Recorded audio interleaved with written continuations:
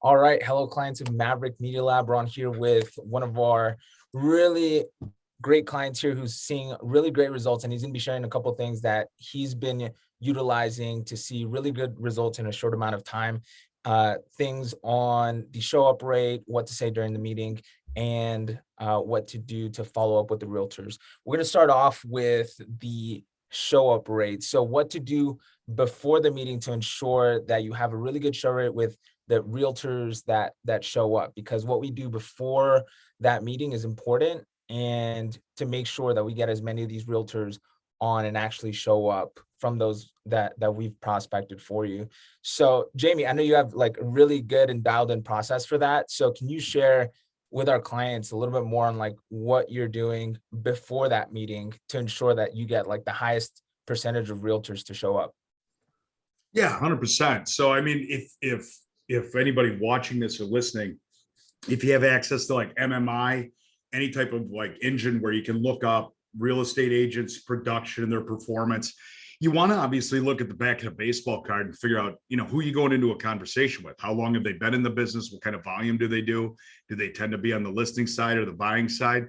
And if you do have the opportunity, do some stuff in social, try to figure out what this person's into, what are they interested in, and just get as much background as you can. I mean, some intelligence on the conversation that you're going into. But it's really just trying to engage them the day of, especially probably leading up to like an hour and a half before. I mean, Yeah. you're in sales, I'm in sales, everybody watching this is in sales. I mean, I think we can all agree at times we're highly emotional, we lack attention to detail, we have short attention span. I mean, shit, I was 5 minutes late coming to this, right? I mean, so it happens. It happens to the real estate agent too. So to shoot them a text, 45, 30 minutes prior, and shoot it from the system, from the portal that Maverick Media gives you, because that's the number that realtor's already become accustomed to. And if you want, give them a heads up. Hey, I'm gonna be calling you from my private cell, and this is the number. Like for me, my office is in Houston. I'm talking to Houston agents, but I'm originally from Chicago. I have a Chicago South. We all know that you should probably give people a heads up. Hey, it's going to come up Chicago, but that's me. Answer it, right? So it's a good way to give them something that makes sense to reach out to them. It's not just a reminder. Hey, I'm looking forward to seeing you in 45 minutes. You're saying, hey, FYI, I'm going to be calling you from this number, right? And also serving a reminder. So it's getting them knowing who you're going into the conversation with, maybe having some predetermined idea of what topics you want to cover.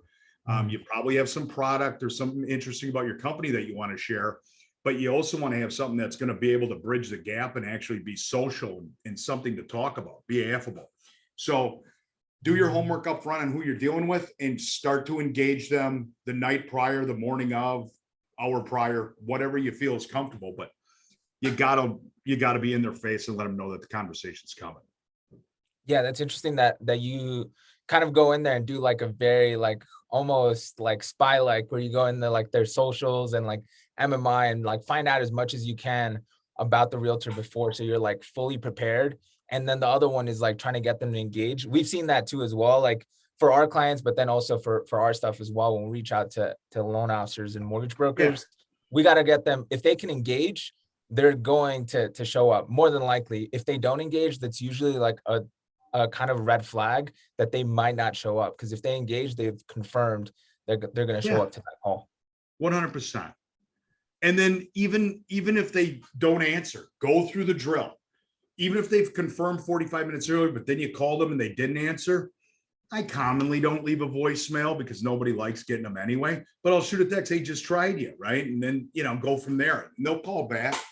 But, you've got, if Maverick got you an appointment and that person says hello when you call them, Maverick's job's done.